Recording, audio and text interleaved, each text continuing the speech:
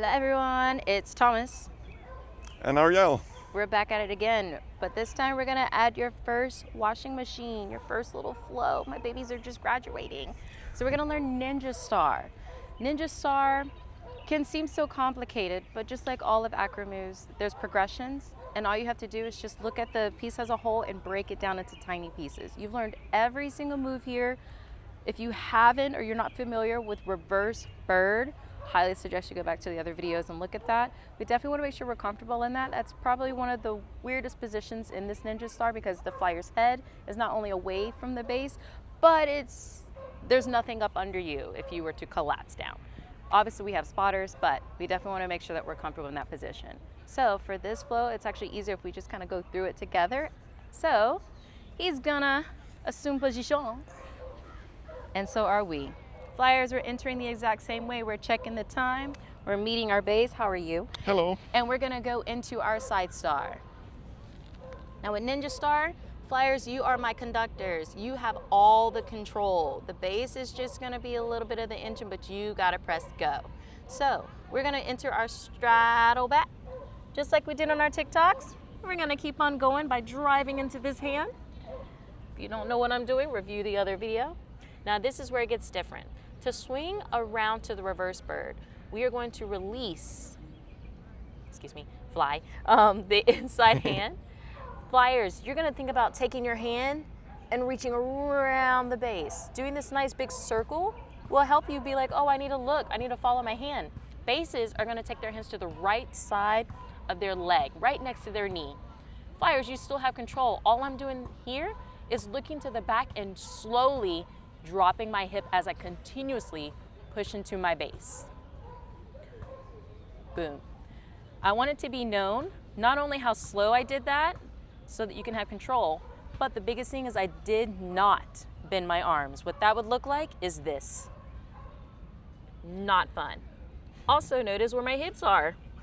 Base has nothing to grab if my hips are up there, so I have to stay parallel to the ground, present my hips so that my base can put his toes here. Now bases, one thing that's different about this is your heels and your feet are not actually straight on my body. Your toes are actually turned inwards, and that's so that you can continue the rotation. To continue the rotation, flyers, push into this hand. The other one's gonna get nice and light, bring it around to the front of your base. Bases are lowering so that way we can return to that piston motion that we just learned in our TikTok. And now we're back at the beginning, hence the washing machine. Full circle. We're gonna do it nice and slow one more time with some different cues. I'm gonna go around the back. Notice the base is presenting or looking for my hips as soon as he possibly can, turning those toes inward. He is equally pushing into me as I'm pushing into his arms. I bring my hands around, the base is looking for the back of my hip. He lowers me. Flyers, I have all the control. I can stay here all day until I'm ready to tip over. And bring it over to the front. Coming down. Now, how do we keep each other safe in this? Spotters.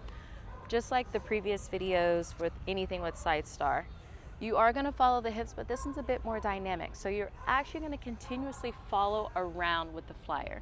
But the biggest point where I want you to be focused on is when the flyer is in that reverse bird, because at that point, if a flyer is to collapse, there's nothing up under them to help save them.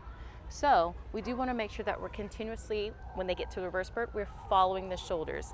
In the case that a flyer drops the shoulders or the bases bend their arms, which happens, it's okay.